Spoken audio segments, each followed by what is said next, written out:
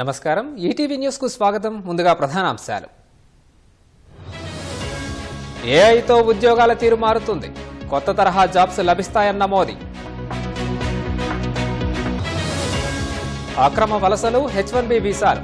ట్రంప్తో మోదీ భేటీలో ప్రధాన అంశాలు. మహాకుంభమేళాలో మాఘ పూర్ణిమ రద్దీ. ప్రయాగ్రాజ్లో వాహనాలకు నో ఎంట్రీ. పాక్ సరిహద్దు వద్ద బాంబు పేలుడు. 2 జవాన్లు మృతి. జేఈఈ తొలి సెషన్ మెయిన్స్ ఫలితాలు విడుదల.